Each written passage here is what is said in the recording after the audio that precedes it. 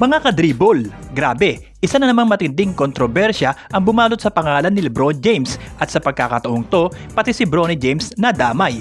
Sa pagbabalik ng Lakers sa Cleveland, hindi lang score ang naging usapan, kundi isang pahayag ni Skip Bayless na talaga namang nagpainit sa NBA world. Skip Bayless umani ng matinding kritisismo matapos niyang sabihing mas na-outplay pa raw ni Bronny James si LeBron James sa isang larong tinambakan ang Lakers ng Cleveland Cavaliers.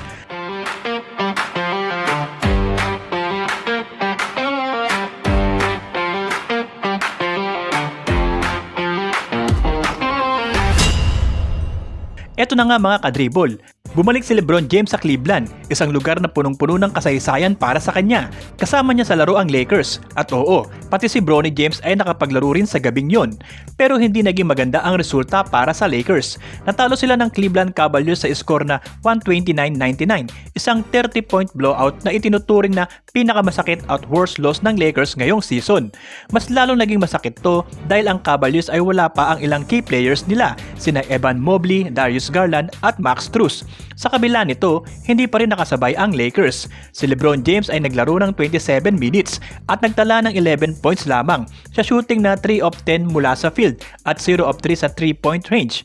Mayroon din siyang 3 rebounds, 5 assists, 1 steal, pero 6 na turnovers. Samantala, si Bronny James ay pumasok sa laro sa huling bahagi at naglaro ng 8 minuto. Sa maikling oras na yon, nakascore siya ng 8 puntos sa perfect shooting na 3 of 3, kabilang ang 2 of 2 mula sa 3-point line.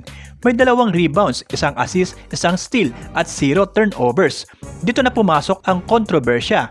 Matapos ang laro, nag-post si Skip Bayless sa X at sinabing sapat na raw ang ipinakita ni Bronny para masabing na-outplay niya ang sariling ama sa Cleveland kahit pa natalo ang Lakers ng 30 points.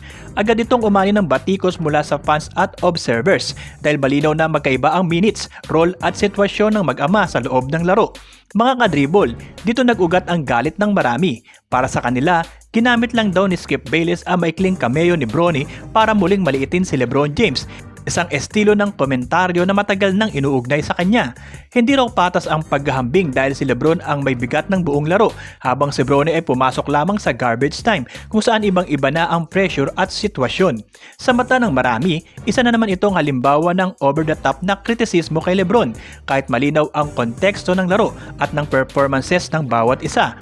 Pero kayo mga kadribol, anong masasabi nyo sa naging pahayag ni Skip Bayless?